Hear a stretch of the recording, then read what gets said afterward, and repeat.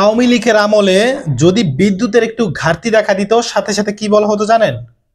তাড়াতাড়ি মসজিদের এসি গুলা বন্ধ কর, তাড়াতাড়ি মসজিদের এসি গুলো বন্ধ কর। মসজিদের এসিতে একেবারে কারেন্ট খেয়ে একেবারে দেশটাকে একেবারে শেষ করে দিচ্ছে, অবস্থা দেখতে পাবে। অথচ এমন কোন আওয়ামী লীগের একটা নিচের যে পর্যায়ে যে খাতা মাতা আছে, কতগুলা নেতা খাতা, সেগুলোর ঘরে পর্যন্ত, অফিসে পর্যন্ত এসি, বাথরুমে এসি, তাতে সমস্যা নাই। সব সমস্যা কোন জায়গায়? মসজিদে। মসজিদে গেলে একেবারে সব এসি একেবারে কারেন্ট সব খেয়ে ফেলে।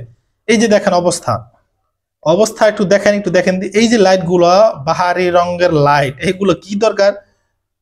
কি দরকার আমাকে বলেন? এই যে ফাইজলামি যে করে রাখছে, এগুলোর বিরুদ্ধে কেন মামলা হয় না? আমি সেই দুঃখে শুধু বাঁচি না। এগুলোর বিরুদ্ধে কেন মামলা হয় না? আমি তো সেই দুঃখে শুধু বাঁচি না। অথচ আমাদের মানে ঢাকা শহর তো আলহামদুলিল্লাহ ভালো, কারণ গার্মেন্টস আছে, শিল্প কারখানা আছে, এগুলো যার কারণে মানে ওরকম কারেন্ট নিতে পারে না, সাহস পায় না। কিন্তু আমাদের গ্রাম অঞ্চলের ভাই, বিশ্বাস করেন ভাই, তারপর আলহামদুলিল্লাহ শুক্রিয়া আদায় করি।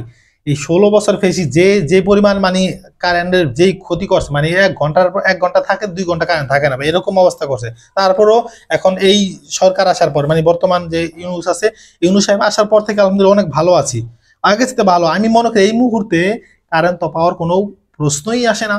আমি মনে করি 1 ঘন্টা কারেন্ট থাকলে 6 ঘন্টা কারেন্ট থাক না থাকারই কথা। তারপর আলহামদুলিল্লাহ ভালো, অনেক ভালো আছি, আগের চেয়ে অনেক হাজার গুণ আল্লাহ তাআলা ভালো রেখেছেন।